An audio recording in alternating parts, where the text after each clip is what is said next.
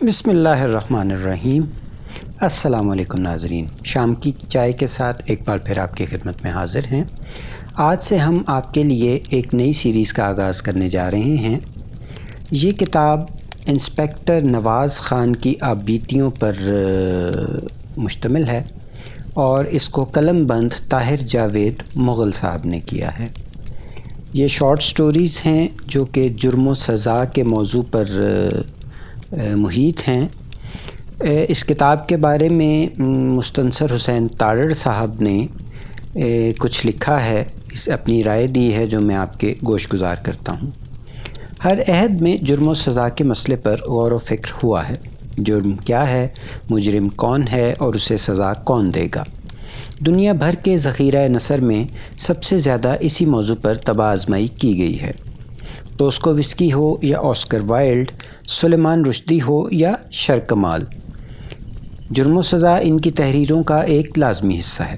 یہ کتاب بھی اسی نوعیت کی ایک کوشش ہے اور مجھے امید ہے کہ اسے خاطر خواہ کامیابی نصیب ہوگی۔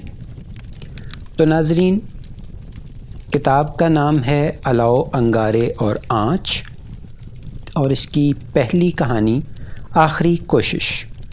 تو آئیے شروع کرتے ہیں۔ گرمیوں کے دن تھے، گندم کی کٹائی ہو رہی تھی، دیہات کی فضا میں پکی ہوئی فصل کی خوشبو رچی ہوئی تھی۔ ایک رات کھانا وغیرہ کھا کر میں چھت پر آیا تو ہوا بالکل تھمی ہوئی تھی، کہیں درخت کا کوئی پتا بھی نہیں ہل رہا تھا۔ سارے دن کے تھکے ہارے لوگ کھانا کھاتے ہی سونے کی تیاریاں کرنے لگے تھے۔ میں چارپائی پر لیٹ گیا۔ تھوڑی دیر بعد ہلکی ہلکی ہوا چلنی شروع ہوئی۔ نہ جانے کس وقت میری آنکھ لگ گئی۔ رات کسی پہر شور سن کر میں جاگ اٹھا۔ قریب ہی میرے بیوی بچے بے خبر سوئے ہوئے تھے۔ میں نے ارد گرد دیکھا اور تب مجھے احساس ہوا کہ کچھ عجیب طرح کی روشنی در و دیوار پر پھیلی ہوئی ہے۔ میں نے چونک کر شمال کی طرف دیکھا۔ دور کھیتوں کے درمیان آگ کا ایک بڑا الاؤ نظر آ رہا تھا۔ ہلکی ہلکی روشنی میں دیہاتی لاٹھیاں سنبھالے کھیتوں کی طرف بھاگتے دکھائی دے رہے تھے۔ اب میری بیوی بھی جاگ گئی اور حیرت سے یہ منظر دیکھ رہی تھی۔ میں نے تکیے کے نیچے سے اپنا ریوالور نکالا اور سیڑھیاں پھلانگتا ہوا نیچے آ گیا۔ چونکہ میں گھر سے نکل کر گلی میں پہنچا، ایک بھاری بھرکم شخص بھاگتا ہوا مجھ سے ٹکرایا۔ میں فوراً پہچان گیا، وہ میرا مخبر بلال شاہ تھا۔ لیکن بلال شاہ نے مجھے نہیں پہچانا۔ وہ تیر کی طرح سیدھا نکلتا چلا گیا۔ میں نے ایک لمحے کے لیے سوچا اور پھر جائے حادثہ کی طرف روانہ ہو گیا۔ جس وقت میں کھیتوں میں پہنچا، آگ کے شعلے آسمان سے بات کر رہے تھے۔ کسی شکی القلب نے گندم کی کٹی ہوئی فصل کو آگ لگا دی تھی۔ فصل یا مالک ریاست نامی ایک نوجوان کی تھی۔ وہ اپنی بربادی کا منظر دیکھ کر دیوانوں کی طرح بال نوچ رہا تھا۔ کچھ لوگوں نے اسے بازوؤں میں جکڑا ہوا تھا اور حوصلہ دینے کی کوشش کر رہے تھے۔ موقع پر پہنچنے والے دیہاتی آگ سے بچی ہوئی گندم کو جلتی ہوئی گندم سے علیحدہ کرنے میں مصروف تھے، لیکن آگ اتنی تیزی سے پھیلی تھی کہ وہ چند گٹھے نکالنے کے سوا کچھ نہ کر سکے۔ ذرا سی دیر میں ایک کسان کی سال بھر کی محنت جل کر راکھ ہو گئی۔ ریاست نامی جس نوجوان کی فصل کو آگ لگائی گئی، وہ گاؤں کا ایک خوشحال اور محنتی کاشتکار تھا۔ کوئی 2 سال پہلے اس کا باپ فوت ہوا تھا۔ 2 مربع زمین اس کے حصے میں آئی تھی اور وہ خود ہی اس کو کاشت کر کے اپنی بوڑھی ماں اور جوان بہن کی کفالت کرتا تھا۔ میں ان دنوں رامپورہ تھانے میں نیا نیا آیا تھا اور ریاست وغیرہ کے بارے میں زیادہ نہیں جانتا تھا، لیکن میں نے لوگوں سے سن رکھا تھا کہ ریاست کی بڑی بہن خوبصورت ہے۔ میرے مخبر بلال شاہ نے بھی شاید 1-2 بار اس کا تذکرہ کیا تھا۔ بلال شاہ اس قسم کے قصے بڑے مزے لے کر اور تفصیل سے سنایا کرتا تھا، لیکن اس لڑکی کے بارے میں اس نے کوئی ایسی ویسی بات نہیں کی تھی۔ اس کی باتوں سے میں نے اندازہ لگایا تھا کہ لڑکی خوبصورت ہونے کے ساتھ ساتھ نیک سیرت اور باوقار بھی ہے۔ خیر، لڑکی کا تذکرہ تو یوں ہی درمیان میں آ گیا۔ میں بات کر رہا تھا گندم کو لگائی جانے والی آگ کی۔ اگلے روز ریاست گاؤں کے نمبردار اور چند دوسرے افراد کے ساتھ پرچہ کٹانے کے لیے تھانے آیا۔ اس بیچارے کی حالت بہت پتلی ہو رہی تھی۔ خون پسینے سے سینچی ہوئی فصل کسان کو بچوں کی طرح عزیز ہوتی ہے۔ اس نوجوان کے چہرے پر بھی وہی دکھ نظر آ رہا تھا جو جوان اولاد کی موت پر بدنصیب باپ کے چہرے پر دکھائی دیتا ہے۔ میں نے اس سے مشکوک افراد کے بارے میں پوچھا تو اس نے گاؤں کے ایک کھاتے پیتے زمیندار پریم سنگھ اور اس کے بیٹوں کے نام لکھوائے۔ کچھ دن پہلے ان لوگوں سے پانی کی باری پر ریاست علی کا جھگڑا ہوا تھا۔ بات بڑھ کر ہاتھا پائی تک جا پہنچی تھی اور ایک دو افراد کے سر بھی پھٹے تھے۔ اس روز میں نے پریم سنگھ اور اس کے بیٹے کو تھانے میں طلب کیا۔ پہلی نظر میں پریم سنگھ مجھے ایک لمبا تڑنگا جھگڑالو اور شرارتی سکھ دکھائی دیا۔ 1 گھنٹے کی گفتگو میں نے ہر طرح انہیں کریدنے کی کوشش کی، لیکن وہ اس واردات سے لاعلمی کا اظہار کرتے رہے۔ بہرحال پریم سنگھ سے ایک نئی بات معلوم ہوئی۔ اس نے بتایا چند روز پہلے ایک اور شخص سے بھی ریاست کا جھگڑا ہوا تھا۔ یہ نوجوان ریاست کا خالہ زاد بھائی مراد ہے اور قصبے میں رہتا ہے۔ سنا ہے کہ وہ ریاست کی بہن شادو کے عشق میں مبتلا ہے۔ وہ اکثر ان کے گھر آتا جاتا رہتا تھا، لیکن کچھ عرصے سے ان کا آنا جانا بند ہو گیا ہے۔ پریم سنگھ نے بتایا کہ ایک روز شادو بھائی کے لیے کھیت میں روٹی لے کر آئی تو مراد بھی وہاں آ گیا۔ تھوڑی دیر بعد وہ تینوں بیٹھے رہے، پھر اچانک ان کے لڑنے کی آوازیں آنے لگیں۔ لڑکی خاموش بیٹھی تھی اور وہ دونوں زور زور سے بول رہے تھے۔ مراد کی آواز سنائی دی۔ وہ جاتے جاتے کہہ رہا تھا، میں لعنت بھیجتا ہوں تم سب پر، اور یاد رکھنا اس بے عزتی کا بدلہ ضرور لوں گا۔ ابھی ہم یہی باتیں کر رہے تھے کہ بلال شاہ حسب معمول اونچی آواز میں بولتا ہوا تھانے میں داخل ہوا۔ وہ بڑی روانی سے کسی کو صلواتیں سنا رہا تھا۔ تب مجھے یاد آیا کہ جب رات میں گلی میں نکلا تھا تو بلال شاہ میرے ساتھ ٹکرایا تھا۔ وہ لمبے لمبے ڈگ بھرتا ہوا کمرے میں داخل ہوا۔ خان صاحب، رات تو پٹرا ہی ہو گیا، وہ دھم سے کرسی پر بیٹھتے ہوئے بولا۔ آپ ذرا اس پٹرے کی تفصیل بتا دو، میرے پاس وقت بہت کم ہے، میں نے سنجیدگی سے کہا۔ اس کے بعد بلال شاہ نے ہاتھ نچا نچا کر اپنے مخصوص ڈرامائی انداز میں جو طویل کہانی سنائی۔ اس کا لب لباب یہ تھا کہ رات جب آگ لگی، بلال شاہ دوڑتا ہوا موقع پر پہنچا۔ اس نے وہاں ایک شخص کو افراتفری میں بھاگتے ہوئے دیکھا۔ بلال شاہ تاڑ گیا کہ یہ شخص مجرموں یا مجرم کا ساتھی ہے۔ اس نے فوراً اس کے پیچھے دوڑ لگا دی۔ وہ شخص گاؤں کے اندر سے ہوتا ہوا پرلی جانب نکل گیا۔ بلال شاہ کے مطابق یہ تعاقب کم و بیش 2 میل تک جاری رہا اور بلال شاہ کا پٹرا ہو گیا۔ لیکن مکمل پٹرا اس وقت ہوا جب بھاگنے والا شخص مجرم کی بجائے بلال شاہ کا ایک لنگوٹیا یار نکلا۔ گاؤں سے باہر ایک ویران جگہ وہ جا کر کھڑا ہو گیا اور ادھر ادھر دیکھنے لگا۔ کانپتے کانپتے بلال شاہ نے اسے پکڑ لیا اور تب اسے پتہ چلا کہ وہ اس کا دوست شیدہ کمیار ہے جو اپنے مفرور گدھے کے پیچھے نکلا ہوا ہے۔ وہ دراصل جس وقت آگ بھڑکی قریب ہی بندھا ہوا شیدے کا گدھا رسی تڑوا کر بھاگ نکلا۔ اب گاؤں سے 1.5 میل کے فاصلے پر گدھا اسے جل دے کر کہیں غائب ہو گیا تھا اور وہ ہونکوں کی طرح منہ اٹھائے چاروں طرف دیکھ رہا تھا۔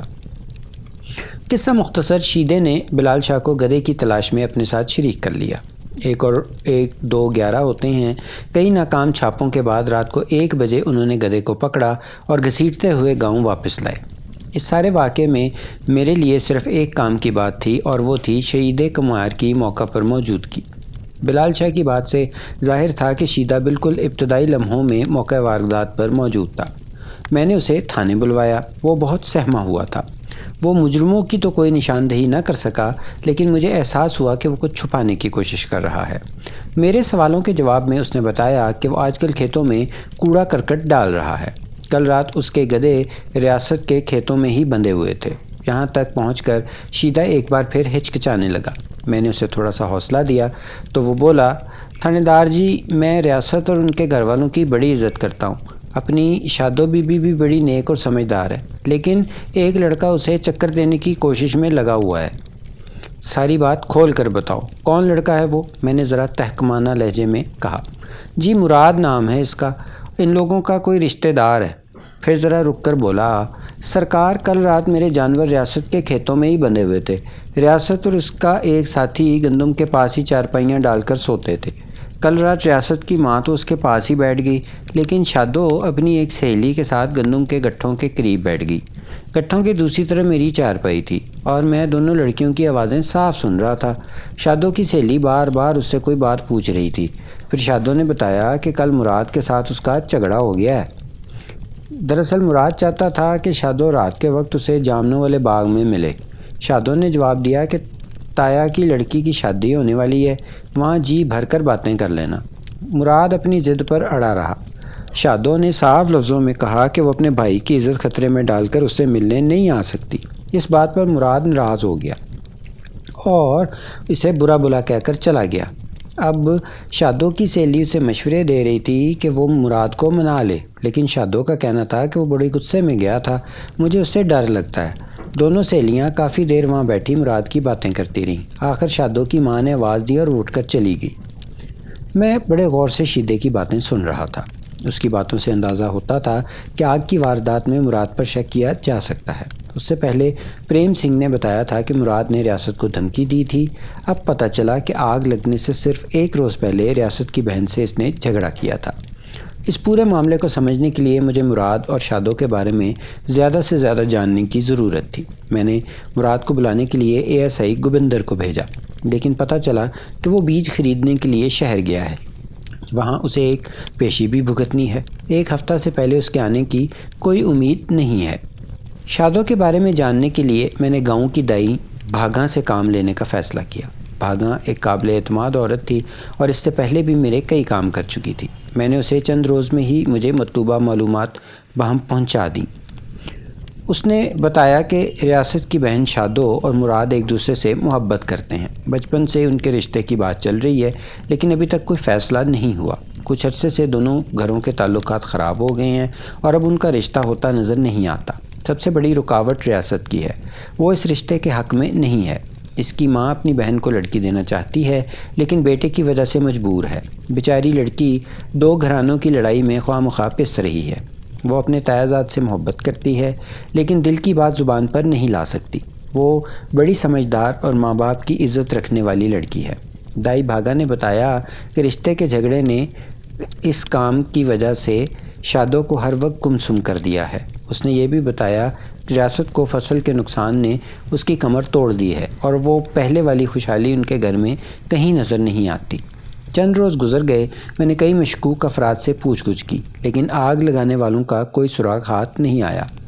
مراد بھی ابھی تک گاؤں واپس نہیں آیا تھا۔ اسی اثناء میں میرے تھانے کے ایک دوسرے موضع میں قتل ہو گیا اور میں اس زیادہ اہم کیس کی تفتیش میں لگ گیا۔ تقریباً 2 ہفتے بعد کا واقعہ ہے۔ میں صبح تھانے میں آ کر بیٹھا ہی تھا کہ باہر صحن میں کسی عورت کے رونے کی آواز آئی۔ چند لمحے بعد ASI گوبندر ایک نحیف و لاغر بڑھیا کو بازوؤں سے تھامے اندر داخل ہوا۔ چند اور افراد بھی ان کے پیچھے پیچھے تھے۔ بڑھیا زار و قطار روتے ہوئے کسی کو کوسنے دے رہی تھی۔ ASI گوبندر نے بتایا کہ یہ ریاست کی ماں ہے، رات ان کے گھر میں چوری ہو گئی ہے۔ بڑھیا زمین پر بیٹھ گئی اور ہاتھ پھیلا پھیلا کر میرے نام کی دعائی دینے لگی۔ پتہ چلا کہ چور دیوار پھاڑ کر اس کی بیٹی کا سارا جہیز لے اڑے ہیں۔ میں نے اسی وقت چند سپاہیوں کو ساتھ لیا اور بڑھیا کے ساتھ اس کے گھر روانہ ہو گیا۔ جائے واردات پر پہنچ کر میں نے موقع کا تفصیلی جائزہ لیا۔ چور پہلے صحن میں داخل ہوئے تھے، پھر انہوں نے ایک کمرے کی بغلی دیوار میں سوراخ کیا تھا اور وہاں سے سب کچھ نکال لے کر لے گئے تھے۔ 1-2 پارچہ جات ابھی تک صحن میں بکھرے ہوئے تھے۔ کمرے کے اندر ٹرنک کھلے پڑے تھے، چند ایک کم قیمت چیزیں ہی ان کے اندر باقی رہ گئی تھیں۔ ایک جانب زیور کے لیے استعمال ہونے والے سرخ رنگ کے خالی ڈبے ناکام آرزوؤں کی کہانی سنا رہے تھے۔ بڑھیا ابھی تک اونچی آواز میں بین کر رہی تھی، خدا غارت کرے ان دشمنوں کو، ہمارا گھر برباد کر دیا، پہلے فصل کو آگ لگائی، پھر میری بیٹی کا جہیز لے گئے، اللہ کرے شام سے پہلے موت آئے ان کو۔ ریاست اور ایک نوجوان لڑکی بڑھیا کو کندھوں سے پکڑے اندر لے جانے کی کوشش کر رہے تھے۔ میں نے لڑکی کی صرف ایک جھلک دیکھی اور پہچان گیا کہ یہی شادو ہے۔ وہ واقعی بہت حسین تھی۔ سوگواری نے اس کے حسن کو عجیب طرح کی سنجیدگی دے دی تھی۔ میں نے ASI گوبندر کی طرف دیکھا، وہ جائے واردات کا نقشہ تیار کرنے میں مصروف تھا۔ قصبے کے 2 کھوجی بڑی احتیاط سے کھرا ڈھونڈنے میں لگے ہوئے تھے۔ میں نے مکان کے محلے وقوع کا جائزہ لیا۔ یہ گھر دائیں بائیں سے دوسرے گھروں میں گھرا ہوا تھا۔ سامنے کی طرف سے کسی کے اندر گھسنے کا امکان بہت کم تھا۔ اس طرف گلی تھی اور گلی میں دیوار کے ساتھ 4 چارپائیاں پچھی ہوئی تھیں۔ اگر چور اس طرف سے صحن میں گھسنے کی کوشش کرتے تو کسی نہ کسی کو ضرور خبر ہو جاتی۔ چور یقیناً عقبی سمت سے اندر آئے تھے۔ میں چکر کاٹ کر مکان کے عقب میں پہنچا، چھت کے منڈیر وغیرہ دیکھے، وہ بالکل بھی سلامت تھے۔ دیوار پر کسی قسم کا کوئی اور نشان بھی دکھائی نہیں دیتا تھا۔ ہاں، چند گز پیچھے زمین پر ایک خراش سی نظر آ رہی تھی، جیسے کوئی چیز گھسیٹی گئی ہو۔ تمام تفصیلات نوٹ کرنے کے بعد میں تھانے آ گیا۔ ریاست اور اس کے ایک دور کے رشتہ دار بھی میرے ساتھ ہی تھانے آئے تھے۔ انہوں نے چوری کا پرچہ درج کروایا۔ جب میں نے ریاست سے مشکوک افراد کے بارے میں پوچھا تو وہ حسب سابق ایک بار تھوڑا سا ہچکچایا، پھر جیسے کسی فیصلے پر پہنچتے ہوئے اس نے طویل سانس لی اور بولا، جناب مجھے شک ہی نہیں بلکہ یقین ہے کہ یہ واردات میرے تائے کے لڑکے مراد نے کی ہے۔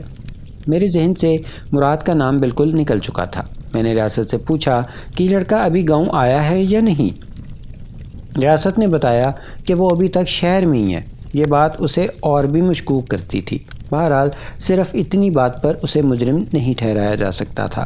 میں نے ریاست سے پوچھا، تم اتنے یقین سے کیسے کہہ سکتے ہو کہ یہ واردات اسی نے کی ہے؟ ریاست نے کچھ کہنے کے لیے منہ کھولا، لیکن پھر اس کا چہرہ غصے کی وجہ سے سرخ ہو گیا۔ اتنے میں اس کے ساتھ آیا ہوا ایک بوڑھا شخص بولا، میں اس کا چچا ہوں تھانے دار صاحب، میں آپ کو بتاتا ہوں، مراد اچھے چال چلن کا لڑکا نہیں ہے۔ اب تک ہم صرف اپنی عزت کی وجہ سے خاموش تھے۔ اس کے گھر والے ہم سے بیٹی کا رشتہ مانگتے تھے، لیکن ہم نے انکار کر دیا۔ وہ لڑکا اب بھی اس چکر میں ہے اور دھمکیاں دیتا رہتا ہے۔ میں تو یہ کہوں گا کہ فصل کو آگ بھی اسی نے لگائی تھی۔ وہ چاہتا تھا کہ جس طرح بھی ہو ریاست اپنی بہن کی ڈولی نہ اٹھا سکے۔ ریاست اس کٹائی پر بہن کی شادی کرنا چاہتا تھا، اس لیے مراد اور اس کے ساتھیوں نے اس کی فصل جلا دی۔ لیکن جب انہوں نے دیکھا کہ ریاست نے اب بھی فیصلہ نہیں بدلا اور وہ جلدی بہن کے ہاتھ پیلے کر دے گا، تو اس نے چوری کی اور جہیز کا سامان لے اڑا۔ یہ تو شکر ہے اسے موقع نہیں ملا، ورنہ وہ ہماری عزت سے بھی کھیل جاتا۔ ہم اتفاق رائے سے یہ بیان دیتے ہیں کہ فصل کے نقصان اور چوری کا ذمہ دار مراد ہے۔ مراد کے خلاف پرچہ درج کرنے کے بعد میں نے اے ایس آئی گوبندر کو ایک چھاپہ مار پارٹی دے کر شہر روانہ کیا۔ اس پارٹی نے مراد کے چھوٹے بھائی کو بھی ساتھ لے لیا تھا۔ 2 دن کی بھاگ دوڑ کے بعد انہوں نے اسے امرتسر کے ایک چھوٹے سے ہوٹل سے گرفتار کر لیا۔ میں اس وقت دفتر سے اٹھنے کی تیاری کر رہا تھا جب گوبندر اسے لیے ہوئے میرے کمرے میں داخل ہوا۔ مراد نے سفید قمیض اور تہبند پہن رکھا تھا۔ وہ مضبوط جسم کا ایک دراز قد نوجوان تھا۔ لمبوترے چہرے پر باریک مونچھیں جچ رہی تھیں۔ اس کے چہرے میں سب سے نمایاں چیز اس کی آنکھیں تھیں۔ یوں لگتا تھا جیسے ابھی سو کر اٹھا ہے۔ ایک لمحے کے لیے تو مجھے شک گزرا کہ شاید اس نے نشہ وغیرہ کیا ہوا ہے۔ میں نے اسے بیٹھنے کے لیے اشارہ کیا، وہ سامنے بچھی ہوئی چارپائی پر بیٹھ گیا۔ اب مجھے یاد پڑ رہا تھا کہ 1-2 دفعہ پہلے بھی میں نے اسے قصبے میں آتے جاتے دیکھا تھا۔ نکلتے ہوئے قد کی وجہ سے وہ فوراً نگاہوں میں آ جاتا تھا۔ کیا نام ہے تمہارا؟ میں نے خالص تھانے داری لہجے میں کہا۔ مراد علی جناب۔ وہ گھبرایا ہوا تو تھا لیکن بہت زیادہ نہیں۔ کیا کرتے ہو؟ تھوڑی سی زمین ہے جس پر محنت کرتا ہوں۔ جسم کے برعکس اس کی آواز کافی بھاری بھرکم تھی۔ کل رات تم کہاں تھے؟ میں نے اچانک سوال کیا۔ اس نے بڑے اعتماد سے اپنے بیگ میں ہاتھ ڈالا اور کاغذوں کا ایک پلندہ سامنے میز پر رکھ دیا۔ میں نے گھور کر دیکھا اور کاغذوں کو الٹنے پلٹنے لگا۔ ان کاغذوں کے مطالعے سے مراد کی پوزیشن کافی حد تک صاف ہو جاتی تھی۔ ڈسٹرکٹ کورٹ میں زمین کا ایک کیس چل رہا تھا جس میں مراد علی فریق تھا۔ پیشی کی تاریخیں بدلنے کی وجہ سے اسے گاؤں واپس آنے میں دیر ہو گئی تھی۔ دوسری بات جو مراد کے حق میں جاتی تھی وہ یہ تھی کہ ریاست کے مکان کے پچھواڑے میں نے جو زمین کی لکیر دیکھی تھی وہ کسی پیشہ ور چور کی طرف اشارہ کرتی تھی۔ یہ لکیر کسی لمبی لکڑی کی وجہ سے آئی تھی۔ جو ان دنوں چور یہ طریقہ بکثرت استعمال کرتے تھے۔ آج کل بھی دیہی علاقوں میں بعض چور اسی طرح چھتیں اور دیواریں پھلانگتے ہیں۔ پھلانگنے والا شخص دور سے بھاگتا ہوا آتا ہے اور ایک بانس نما لکڑی زمین پر ٹیک کر چھت پر چڑھ جاتا ہے۔ میرے خیال میں یہ کام کسی عام آدمی کے بس کا نہیں تھا، اور کوئی شہادت نہیں ملی تھی جس سے پتہ چلتا ہو کہ مراد اس سے پہلے بھی چوریاں کرتا رہا ہے۔ بہرحال تفتیش کے مرحلے میں یقین کے ساتھ کچھ بھی نہیں کہا جا سکتا۔ میں نے پوچھ گچھ کے لیے مراد کو حراست میں لے لیا۔ قصبے کے 1-2 معزز افراد کی سفارشیں اس کے ساتھ تھیں، اسی لیے میں نے اس پر سختی کرنے سے منع کر دیا، لیکن لگتا تھا کہ سیدھی انگلیوں سے یہ گھی نہیں نکلے گا۔ پہلے 1-2 گھنٹے تو وہ خوب صفائی پیش کرتا رہا۔ اس نے یہ بات بالکل تسلیم نہیں کی کہ شادوں سے اس کا کوئی تعلق ہے۔ فصل کو آگ لگانے اور چوری کے جرم سے بھی وہ انکاری تھا۔ جب میں نے سخت لہجے میں بات کی تو اس نے چپ سادھ لی۔ میں بھی اس کی چپ توڑنے کے بارے میں غور کر ہی رہا تھا کہ چودھری قاسم ریاست کے ساتھ تھانے میں داخل ہوا۔ چودھری قاسم سے میرا تعارف پچھلے ہی دنوں ہوا تھا۔ وہ ان کا کوئی رشتہ دار تھا۔ جب ریاست کی فصل کو آگ لگی تھی چودھری قاسم اس کے ساتھ تھانے آیا تھا۔ وہ نزدیکی گاؤں مہندی پور کا چودھری تھا اور کافی اثر و رسوخ کا مالک تھا۔ اس نے قریب پہنچ کر گرم جوشی سے مصافحہ کیا اور کرسی گھسیٹ کر بیٹھ گیا۔ اس کے گول سرخ چہرے پر دبا دبا جوش نظر آ رہا تھا۔ میں سمجھ گیا کہ اس کے پاس کوئی اہم خبر ہے۔ میرے بلانے سے پہلے ہی میں نے ایک سپاہی کو آواز دی اور کہا کہ لسی کا بندوبست کرے۔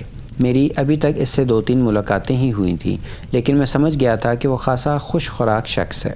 میرا مخبر بلال شاہ کافی تنومند شخص ہے، لیکن اس جیسے 3 نہیں تو 2.5 آدمی اس کے اندر سے ضرور نکلتے تھے۔ عمر کوئی 45 سال کے لگ بھگ رہی ہوگی، لیکن صحت کافی اچھی تھی۔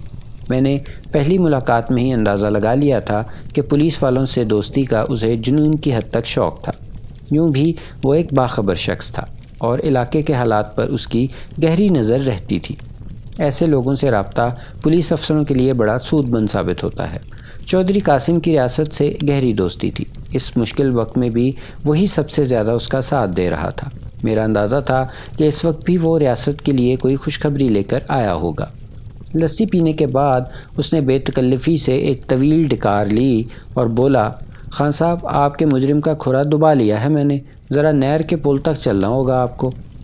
کام کی بات تھی، میں فوراً چلنے کو تیار ہو گیا۔ باہر چودھری قاسم کا سجا سجایا تانگا کھڑا تھا۔ ہمارے بیٹھتے ہی کوچوان نے چابک لگایا۔ نہر کی پٹری پر چلتے ہوئے ہم کوئی آدھا گھنٹے میں پل پر پہنچے۔ تانگے کے رکتے ہی قاسم کا ایک آدمی بھاگتا ہوا آیا اور اس سے باتیں کرنے لگا۔ قاسم نے تھوڑی دور نشیب میں جھونپڑیوں کی طرف اشارہ کیا۔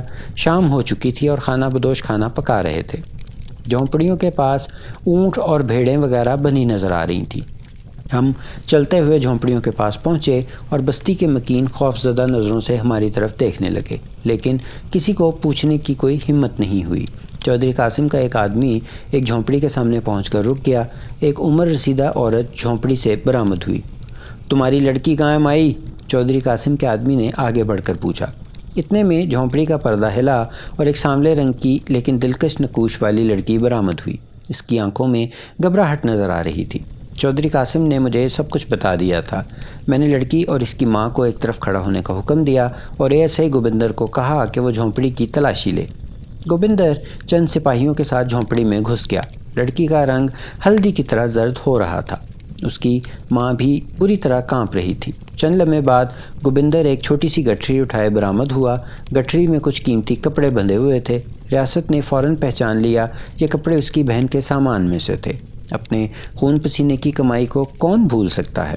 ہم مسروقہ سامان کے ساتھ لڑکی اور اس کی ماں کو تھانے لے آئے۔ لڑکی خاص طور پر مجھ سے بہت خوفزدہ نظر آ رہی تھی۔ میں نے سختی سے پوچھا تو اس نے سب کچھ اگل دیا۔ اس نے اعتراف کیا کہ مراد سے اس کی جان پہچان ہے۔ وہ اکثر چوری چھپے اس سے ملتی تھی۔ اس نے مراد کے بارے میں اور بھی بہت کچھ بتایا۔ اس نے کہا کہ مراد کا کئی اور عورتوں سے بھی یارانہ ہے، لیکن وہ ان کے نام نہیں جانتی۔ اس نے بتایا کہ یہ کپڑے مراد ہی نے اسے تحفے میں دیے تھے۔ مراد کو اس کے سامنے لایا گیا تو اس نے لڑکی کو پہچاننے سے صاف انکار کر دیا۔ بہرحال ایک اہم ثبوت ہاتھ آ چکا تھا اور پیش رفت یقینی تھی۔ مراد کو گرفتار ہوئے 24 گھنٹے ہو چکے تھے۔ میں نے عدالت سے اس کا ریمانڈ لے لیا اور پوچھ گچھ شروع کر دی۔ لڑکی سے ہمیں بہت قیمتی معلومات حاصل ہوئیں۔ یوں بھی اس کا قصور قابل دستاندازی پولیس نہیں تھا۔ میں نے 1-2 شخصی ضمانتیں حاصل کرنے کے بعد اسے چھوڑ دیا۔ مراد سے چونکہ مال مسروقہ برآمد کرانا تھا، اس لیے سختی ضروری تھی، لیکن وہ بہت ڈھیٹ لڑکا ثابت ہو رہا تھا۔ میں نے بہت کم نوجوانوں کو اتنا سخت جان پایا تھا۔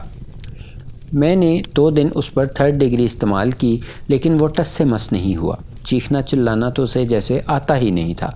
خاموشی سے مار کھاتے کھاتے بے ہوش ہو جاتا تھا۔ ہوش میں آتا تو یا تو سوئی سوئی آنکھوں سے عملے کے افراد کو دیکھنے لگتا تھا۔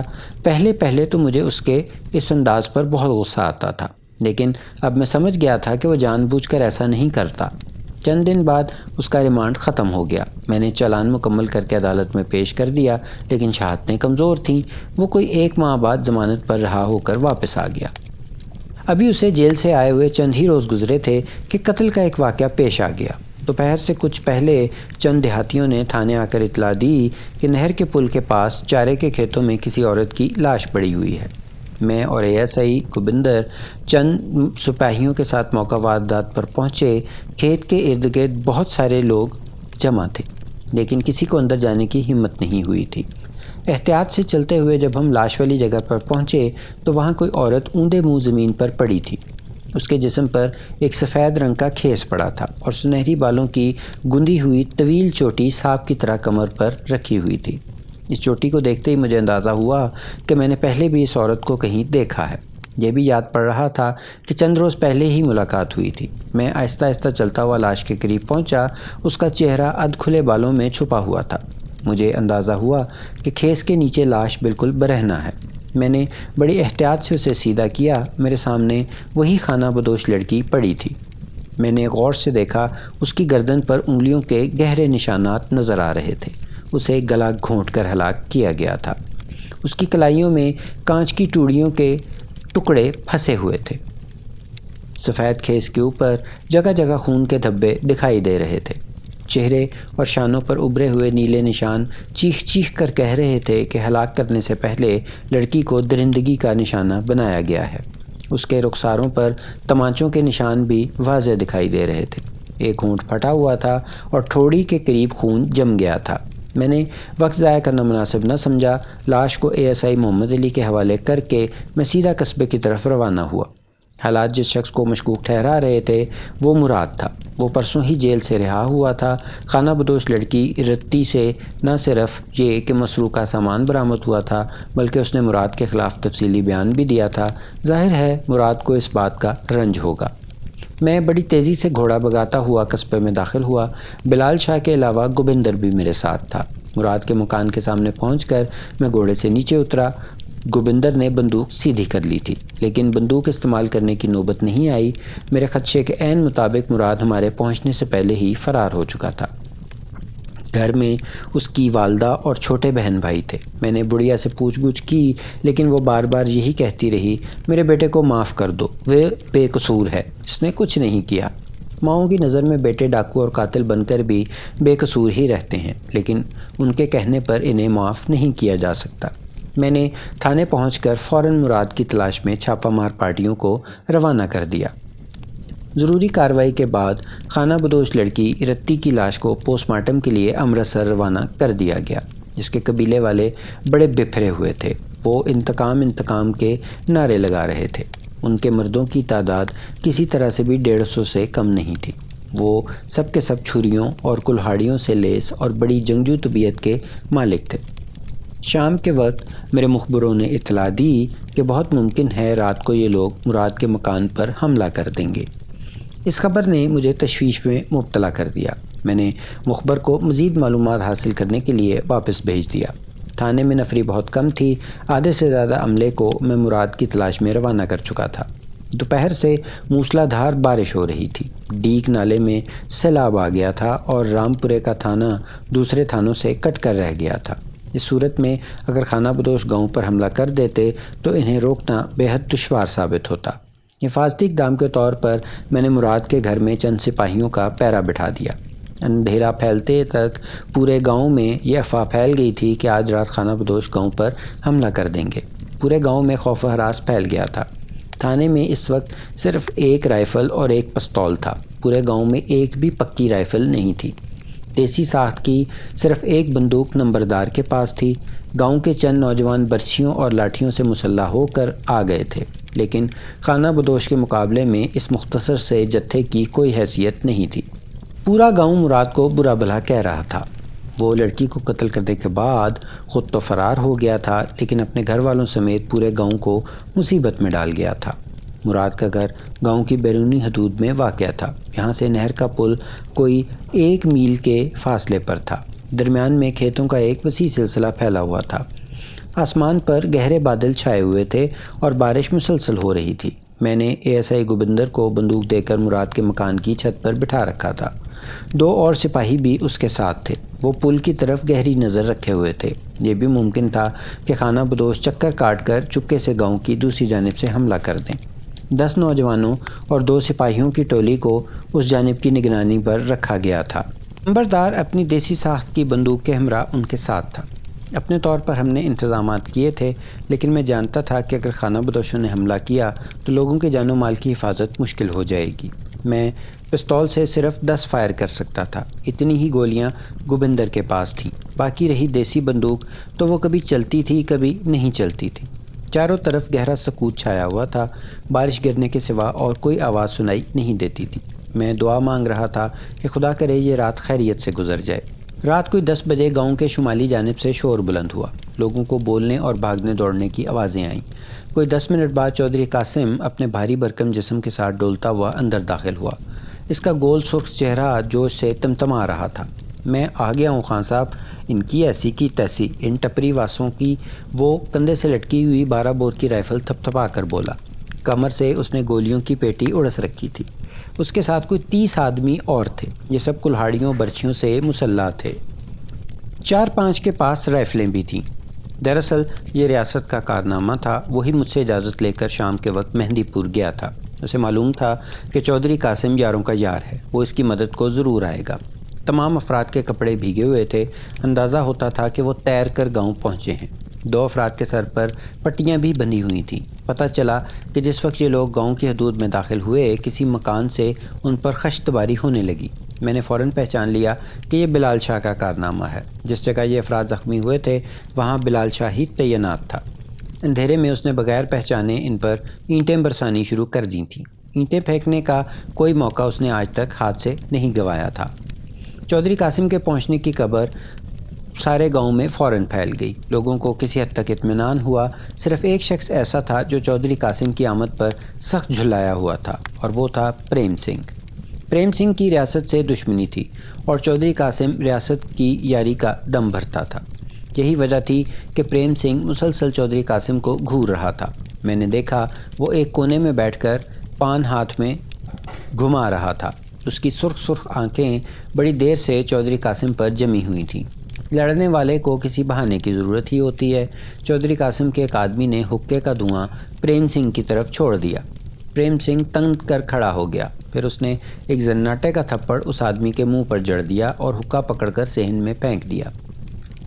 چودھری قاسم نے پہلے تو حیرانگی سے میری طرف دیکھا، پھر اس کا چہرہ انگارے کی طرح سرخ ہو گیا۔ وہ پریم سنگھ کے پاس پہنچا۔ جو ہی اس نے تھپڑ رسید کرنے کے لیے اپنا ہاتھ بلند کیا، میں نے لپک کر اس کا ہاتھ تھام لیا۔ 3-4 سپاہی فوراً اندر آ گئے اور انہوں نے مشتعل افراد کو پیچھے پیچھے ہٹا دیا۔ اتنے میں چھت سے گوبندر کی آواز آئی۔ وہ مجھے فوراً چھت پر آنے کے لیے کہہ رہا تھا۔ اس کی آواز سے صاف ظاہر ہوتا تھا کہ اسے کوئی خطرہ نظر آیا ہے۔ میں نے تیز نظروں سے پریم سنگھ اور چودھری قاسم کی طرف دیکھا۔ وہ میری نظروں کا مفہوم سمجھتے ہوئے پیچھے پیچھے ہٹ گئے۔ میں تیزی سے سیڑھیاں چڑھتا ہوا چھت پر پہنچا۔ چاروں طرف گھپ اندھیرا تھا۔ بارش کچھ ہلکی ہو گئی تھی۔ ASI گوبندر بڑے غور سے سامنے دیکھ رہا تھا۔ اس نے دور انگلی سے اشارہ کرتے ہوئے مجھے کہا کہ کافی دیر سے 2-3 روشنیاں نہر کے پل کے پاس نظر آ رہی ہیں۔ میں نے بھی غور سے دیکھا۔ روشنیاں واقعی نظر آ رہی تھیں، لیکن وہ ایک جگہ ٹھہری ہوئی تھیں۔ میں تھوڑا سا آگے بڑھ کر چھت کی منڈیر پر پہنچا اور اچانک مجھے دیوار کے بالکل نزدیک آہٹ سی محسوس ہوئی۔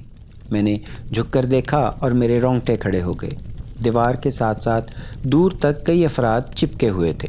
اس سے پہلے کہ میں پیچھے ہٹتا، رسی کی طرح کوئی چیز میری گردن سے لپٹ گئی۔ عین اسی وقت میں نے گوبندر کی چیخ سنی۔ کسی نے عقب سے اسے دبوچ لیا تھا۔ میں نے خود کو سنبھالنے کی پوری کوشش کی، لیکن کمند پھینکنے والے نے مجھے گلی میں چھلانگ لگانے پر مجبور کر دیا۔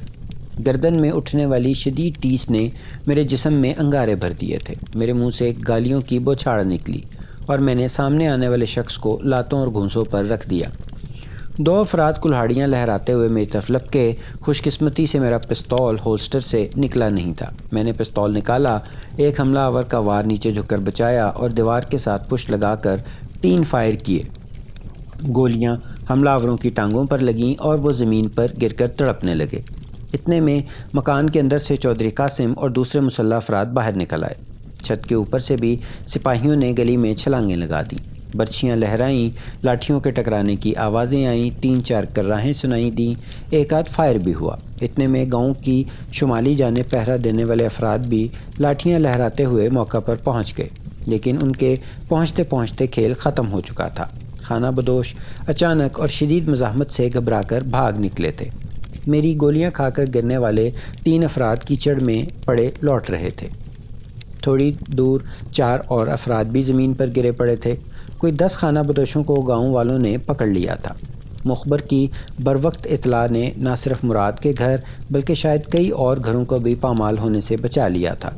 جوابی حملہ اتنا زوردار تھا کہ خانہ بدوش ایک لمحے کے لیے بھی جم کر نہ لڑ سکے۔ ان کے 6 افراد زخمی ہوئے تھے، لیکن خوش قسمتی سے کوئی جان ضائع نہیں ہوئی تھی۔ گرفتار ہونے والوں میں 2 عورتیں بھی شامل تھیں۔ ایک عورت تو وہی تھی جس نے کمند ڈال کر مجھے چھت سے گلی میں گرایا تھا۔ میں نے بھی آخر تک اس کا گریبان نہیں چھوڑا تھا۔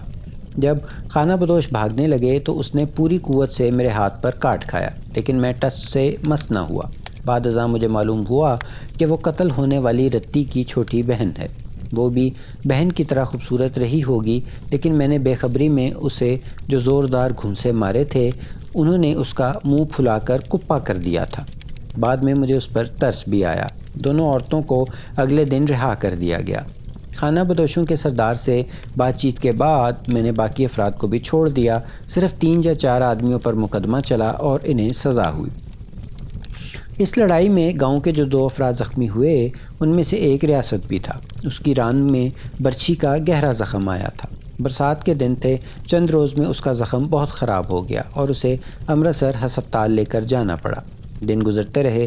مراد کو اشتہاری مجرم قرار دے دیا گیا تھا۔ میں دن رات اسے گرفتار کرنے کی کوشش میں تھا، لیکن کامیابی کی کوئی صورت نظر نہیں آتی تھی۔ ایک دن اسی کیس کے سلسلے میں امرتسر گیا تو ریاست کی عیادت کے لیے ہسپتال بھی پہنچا۔ وہ بہت کمزور ہو گیا تھا اور زخم میں پیپ بھر گئی تھی۔ مجھے دیکھ کر وہ رونے لگا۔ بیماری نے اس کی رہی سہی ہمت بھی توڑ دی تھی۔ اس نے بتایا کہ گھر کی حالت بہت پتلی ہے۔ اگر چودھری قاسم اس کے گھر کی خبرگیری نہ کرتا تو اس کی ماں اور بہن دربدر ہو جاتی۔ اس کی بہن شادو بھی اس کے پاس ہی بیٹھی ہوئی تھی۔ ہمیشہ کی طرح وہ بڑی افسردہ نظر آ رہی تھی۔ دائی بھاگا نے بتایا تھا کہ مراد اب اس کے دل سے اتر گیا ہے۔ وہ اس سے نفرت کرنے لگی ہے، لیکن مجھے پتا تھا کہ لڑکیوں کے بارے میں یقین سے کچھ نہیں کہا جا سکتا۔ عورت کب محبت کرتی ہے اور کب نفرت، یہ صرف وہی جانتی ہے اور کوئی نہیں جان سکتا۔ اچانک میں نے اپنے خیالوں سے چونک اٹھا۔ چودھری قاسم ایک نوکر کے ساتھ پھلوں کا ٹوکرا لیے ہوئے اندر داخل ہو رہا تھا۔ اس نے ٹوکرا زمین پر رکھ دیا، پھر اس کی پہلی بار نظر شادو پر پڑی۔ اس کی نظر کا انداز دیکھ کر میرا ماتھا ٹھنکا۔ اس کی آنکھوں نے ایک ہی لمحے میں مجھے حرص و ہوس کی ایک طویل داستان سنا دی۔ میں اپنے تجربے کی بنیاد پر پورے یقین سے کہہ سکتا تھا کہ چودھری قاسم ریاست کی بہن کو اچھی نگاہ سے نہیں دیکھتا۔ ایک لمحے کے لیے مجھے اپنے خیال پر خود بھی حیرت ہوئی۔ چودھری قاسم کی عمر کسی طرح 45-46 سال سے کم نہ تھی۔ میں جو اٹھنے کا فیصلہ کر رہا تھا، چودھری قاسم کی آمد پر پھر جم کر بیٹھ گیا۔ چودھری بڑا کھلا ہوا تھا، مونچھوں کو بار بار بل دے رہا تھا اور ذرا ذرا سی بات پر اس کے حلق سے ہنسی ابلنے لگتی تھی۔ ہنستے ہوئے اس کی بھاری بھرکم توند زور زور سے ہلتی تھی۔ یوں لگتا تھا کہ وہ بھی اس کے ساتھ کہے لگا رہی ہے۔ اس کی چھوٹی چھوٹی آنکھوں میں سرخ ڈورے اس کی رنگین مزاجی کی داستان سنا رہے تھے۔ گفتگو کے دوران گاہے گاہے وہ درزیدہ نگاہوں سے شادو کی طرف دیکھ لیتا تھا۔ شادو کی پلکیں جھکی ہوئی تھیں اور وہ بے خیالی میں ہولے ہولے بھائی کا بازو دبا رہی تھی۔ یوں لگتا تھا کہ وہ چودھری کی نگاہوں کی تپش اپنے چہرے پر محسوس کر رہی ہے۔ چودھری قاسم کی زندگی کا یہ پہلو اس سے پہلے میری نظر سے بالکل اوجھل تھا۔ اب جب کہ یہ میرے سامنے آیا تھا، میرا ذہن کسی اور ہی انداز سے سوچنے پر مجبور ہو گیا تھا۔ اس سے پہلے ریاست کو پیش آنے والے واقعات کے سلسلے میں صرف 2 مشکوک نام میرے ذہن میں تھے، ایک مراد اور دوسرا پریم سنگھ، لیکن اب ان میں ایک تیسرا بھی شامل ہو گیا تھا، چودھری قاسم۔ کہیں ایسا تو نہیں تھا کہ یہ سارا کھیل چودھری قاسم کا کھیلا ہوا ہو؟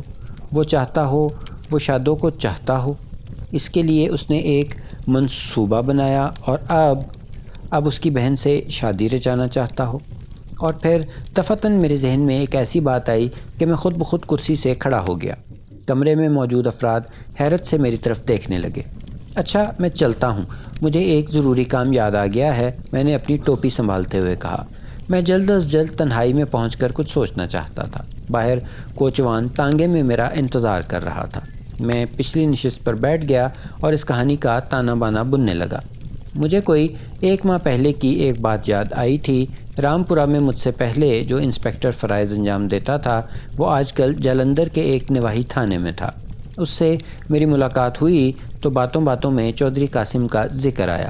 اس نے مجھے چودھری قاسم کے اثر و رسوخ سے آگاہ کیا اور بتایا کہ بڑا کام آنے والا آدمی ہے۔ اس نے چودھری کی ایک دلچسپ بات سناتے ہوئے کہا کہ کچھ عرصے پہلے شادی بیاہ کی ایک تقریب میں کسی لڑکی نے چودھری کو بھا آلو کہہ دیا تھا۔ اس لڑکی کا نام رانی تھا اور وہ چودھری کی کوئی دور کی رشتہ دار تھی۔ چودھری کو اس کی بات کا بہت غصہ تھا۔ وہ مجھ سے بہت بے تکلف تھا، اکثر کہا کرتا تھا کہ اگر وقت نے ساتھ دیا تو وہ اس رانی کو دل کی رانی بنا کر چھوڑے گا۔ میں جان گیا تھا کہ وہ رانی کون تھی۔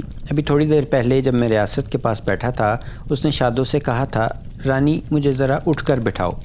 شادو کا گھریلو نام رانی تھا۔ ایک ایک کر کے واقعات کی تمام کڑیاں جڑتی جا رہی تھیں۔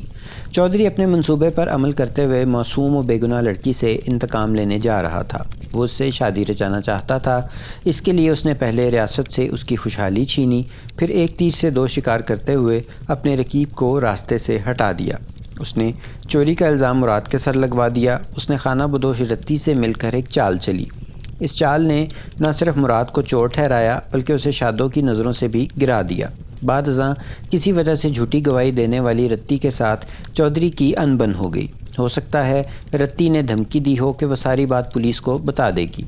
چودھری نے اسے پولیس تک پہنچنے سے پہلے ہی درندگی کا نشانہ بنا کر قتل کر ڈالا۔ ایسا کرتے ہوئے اس نے ایک بار بھی دوہرا فائدہ حاصل کیا۔ وہ جانتا تھا کہ لڑکی کے قتل کا الزام بھی مراد کے سر آئے گا۔ ایسا ہی ہوا۔ مراد خود کو پولیس کی گرفتاری سے بچانے کے لیے روپوش ہو گیا۔ شادو کو جیتنے کے بعد اب میدان صاف تھا۔ جب خانہ بدوشوں نے حملہ کیا تو چودھری بڑی جواں مردی کا ثبوت دیتے ہوئے گاؤں والوں کی مدد کو آ گیا۔ حالات نے اسے اپنا منصوبہ آگے بڑھانے کا ایک اور موقع دیا۔ ریاست زخمی ہو کر ہسپتال پہنچ گیا۔ چودھری نے اس کے گھر کی دیکھ بھال شروع کر دی۔ اس نے ریاست کی ہمدردیاں جیتنے کا کوئی موقع ہاتھ سے نہیں گنوایا اور اپنے مقصد میں کامیاب رہا۔ اگلے چند دن میں میرے لگائے ہوئے تقریباً تمام اندازے درست ثابت ہوئے۔ میری توقع کے عین مطابق صرف 2 روز بعد یہ خبر اڑی کہ چودھری قاسم ریاست کی بہن سے شادی کر رہا ہے۔ میرے خیالات کی بہر طور تصدیق ہو گئی تھی۔ میں نے دائی بھاگا سے ایک دفعہ پھر کام لیا۔ اس نے اگلے روز مجھے ریاست کے گھر کی مفصل رپورٹ بہم پہنچا دی۔ اس نے بتایا کہ چودھری قاسم نے ریاست کو قرضے کے بوجھ تلے اتنا دبا لیا ہے کہ وہ انکار کر ہی نہیں سکتا۔ اس کی ماں اس بے جوڑ رشتے پر بالکل تیار نہیں، لیکن بیٹے کے سامنے اس کا کوئی بس نہیں چلتا، اور اب تو شادو بھی اس شادی پر رضامند ہو گئی ہے۔ اس نے اپنے بھائی کی مرضی کے سامنے سر جھکا دیا ہے۔ میرے ذہن میں ایک لمحے کے لیے شادو کا خیال آیا اور پھر چودھری قاسم کی کہکہ لگاتی ہوئی توند نگاہوں میں گھوم گئی۔ یہ سراسر زیادتی تھی۔ ایک معصوم پھول کو سازش کی انگلیوں سے کچلا جا رہا تھا۔ قانون کا محافظ ہونے کے ناطے میرا فرض تھا کہ اصلاح قانونیت کو روکنے کی کوشش کروں۔ میں نے یہ فیصلہ کیا کہ اس ظلم نہیں ہونے دوں گا۔ اس دن سے میں نے اپنے تمام ذرائع چودھری قاسم کے خلاف شہادت ڈھونڈنے میں لگا دیے۔ دوسری طرف میں ریاست سے ملا اور ڈھکے چھپے لفظوں میں بتایا کہ شادی کی تاریخ طے کرنے میں جلدی نہ کرے، میں کچھ تحقیقات کرنا چاہتا ہوں۔ سب سے بڑا مسئلہ مراد کا تھا۔ اس کے مفرور ہونے کی وجہ سے حالات اس کے خلاف ہو گئے تھے۔ اگر وہ بے قصور تھا تو اسے فوراً تھانے حاضر ہو جانا چاہیے تھا۔ چودھری قاسم نے اسے اتنا نقصان نہیں پہنچایا تھا جتنا اس کی روپوشی اسے پہنچا رہی تھی۔ میں چودھری قاسم کے خلاف تحقیقات کے سلسلے میں بڑا پر امید تھا، لیکن 3 ہفتے کی مسلسل کوشش کے بعد مجھے یہ تسلیم کرنا پڑا کہ یا تو چودھری قاسم ایک نہایت ہوشیار اور گھاگ مجرم ہے، ایسا مجرم جو اپنے جرم کا کوئی نشان باقی نہیں چھوڑتا، یا پھر بے قصور ہے۔ چودھری کو اپنے خلاف ہونے والی درپردہ تحقیقات کا علم ہو چکا تھا، لیکن وہ ایک بار بھی مجھ سے ملنے نہیں آیا۔ ہاں، طاقت کے مظاہرے کے لیے اس نے اپنی حویلی میں ایک شاندار دعوت کا اہتمام کیا، جس میں پولیس کے کئی افسر بھی تھے۔ اس نے مجھے بھی بلایا تھا، لیکن میں نہیں گیا۔ ریاست ہسپتال سے فارغ ہو کر آ گیا تھا اور آتے ہی اس نے شادی کی تاریخ مقرر کر دی تھی۔ شادی کی تیاریاں زور شور سے جاری تھیں۔ ریاست کا مکان میڑے پچھواڑے کی گلی میں تھا۔ رات کو ڈھولک کی آواز اور لڑکیوں کے گیت میرے گھر کی چھت پر بآسانی سنے جاتے تھے۔ جب بھی لڑکیوں کے گیت سنائی دیتے، میرے ذہن میں دو خاموش آنکھیں گھومنے لگتیں۔ سوئی سوئی ید کھلی آنکھوں میں میں ان آنکھوں کو پہچانتا تھا۔ اس نوجوان کی آنکھیں تھیں جسے میں نے 7 روزہ ریمانڈ کے دوران بڑی بے دردی سے مارا تھا۔ لیکن اس کے ہونٹوں سے ایک ترہ بھی بلند نہیں ہوئی تھی۔ ان آنکھوں میں کوئی بات میرے ذہن سے چپک کر رہ گئی تھی۔ مجھے یوں محسوس ہو رہا تھا کہ اگر ریاست کی شادی ایک عیاش اور کینہ پرور شخص سے ہو گئی تو اس کا قصوروار میں ہوں گا۔ میرا دل گواہی دیتا تھا کہ یہ شخص مجرم ہے، لیکن میں اس پر ہاتھ نہیں ڈال سکتا تھا۔ زندگی میں ایسے کٹھن مرحلے بہت کم آئے تھے۔ میرا واسطہ ایک ایسے بااثر مجرم سے پڑا تھا جس نے ایک لحاظ سے مجھے کھلے میدان میں چیلنج کر دیا تھا کہ میرے خلاف گواہی ڈھونڈ سکتے ہو تو ڈھونڈ لو۔ 3 ہفتے میں نے بہت ٹکریں ماری تھیں، لیکن کوئی زبان، کوئی ہاتھ بلند نہیں ہوا تھا۔ شادی سے 1 روز پہلے قاسم سے میری ملاقات ہوئی۔ وہ رام پورے کے سنار سے کچھ زیور لینے کے لیے آیا ہوا تھا۔ سجے سجائے تانگے پر سوار وہ تھانے کے سامنے سے گزرا۔ کچھ آگے جا کر اس نے تانگا روکا اور فخریہ انداز میں چلتا ہوا میرے پاس آیا۔ اس کی تمسخرانہ ہنسی پر میرا خون کھول اٹھا۔ وہ میرے شانے کو تھپ تھپا کر بولا، بادشاہو غصہ تھوک دو، آپ کے گاؤں کا جوائی ہوں، کچھ تو عزت ہونی چاہیے۔ سارے کا سارا خون مجھے اپنے سر کو چڑھتا ہوا محسوس ہوا، لیکن میں نے خود پر قابو پا لیا۔ جب وہ لمبے لمبے ڈگ بھرتا ہوا واپس جا رہا تھا، میں نے ایک انتہائی اہم فیصلہ کر چکا تھا۔ پوری زندگی میں نے صرف چند جذباتی فیصلے کیے ہیں، اور یہ ان میں سے ایک تھا۔ میں اپنی کرسی سے اٹھا اور اسے آواز دی۔ وہ جاتے جاتے رک گیا۔ میں آہستگی سے چلتا ہوا اس کے پاس پہنچا۔ میں گھٹا ٹوپ اندھیرے میں ایک تیر چلانے جا رہا تھا۔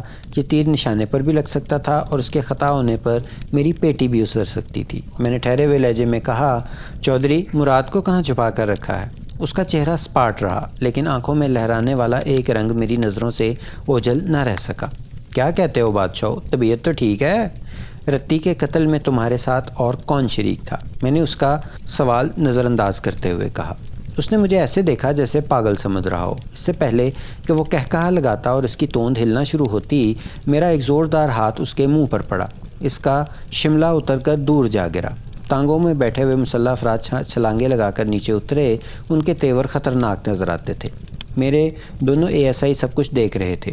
اس سے پہلے کہ کوئی آدمی بندوق سیدھی کرتا، وہ انہیں گھیرے میں لے چکے تھے۔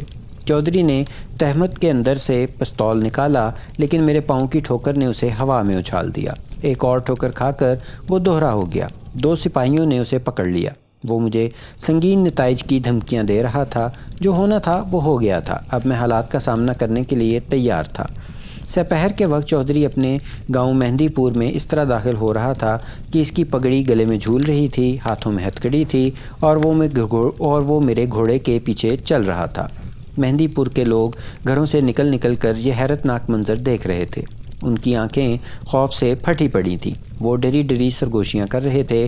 انہوں نے آج تک چودھری کو پولیس افسروں کے شانہ بشانہ چلتے اور ایک دسترخوان پر دعوتیں اڑاتے دیکھا تھا۔ وہ ان کے نزدیک پولیس افسروں سے بڑھ کر قابل احترام اور با اختیار تھا۔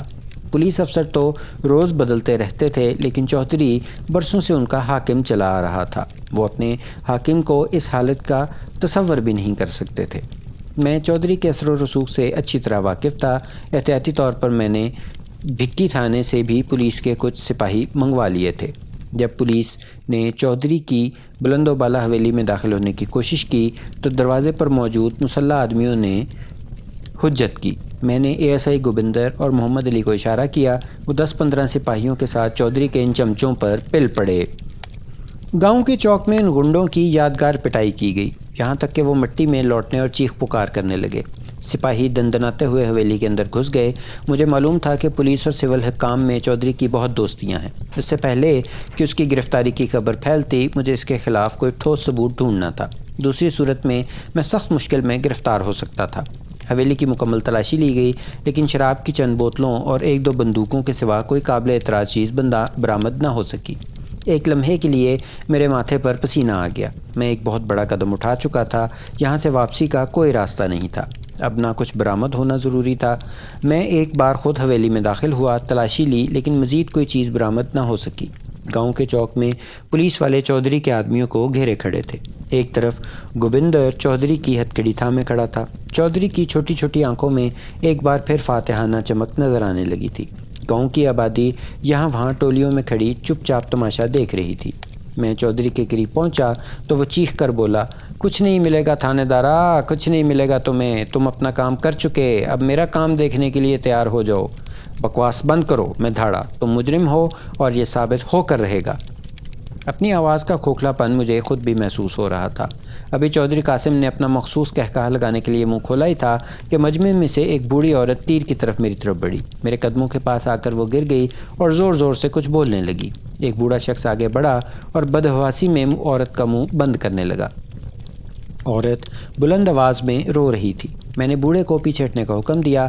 औरत के पास जाकर मैंने उसे ज़मीन से उठाया। जज्बात की शिद्दत से औरत का सारा वजूद कांप रहा था। उसने अपना हड्डियों भरा कमज़ोर हाथ बुलंद किया, फिर उसकी इस्तख्वानी उंगली चौधरी कासिम की तरफ सीधी हुई। उसने अपना सांस अंदर की तरफ खींचा, फिर जैसे सदियों से कैद एक आवाज़ चीख बनकर उसके हलक से आज़ाद हुई। ये जालिम है, ये दरिंदा है, ये कातिल है। थानेदार साहब, इसे फांसी पर लटका दो। इसने शादी के रोज़ मेरी बहू की इज़्ज़त लूटी और मेरे इकलौते बेटे को कत्ल कर दिया। बुढ़िया की आवाज़ घंगूर घटा से टपकने वाला बारिश का पहला कतरा साबित हुई। ज़रा ही देर में कई और फरियादी सामने आए। फिर लोग इस शैतान सिर्फ चौधरी के ख़िलाफ़ नफ़रत अंगेज़ नारे बुलंद करने लगे। एक शख्स ने बताया कि चौधरी ने हवेली के नीचे एक बहुत बड़ा तहखाना बना रखा है। ये शख्स खुद पुलिस को तहखाने के खुफिया दरवाजे तक ले गया। तहखाने के अंदर से 4 मबहूस अफराद बरामद हुए।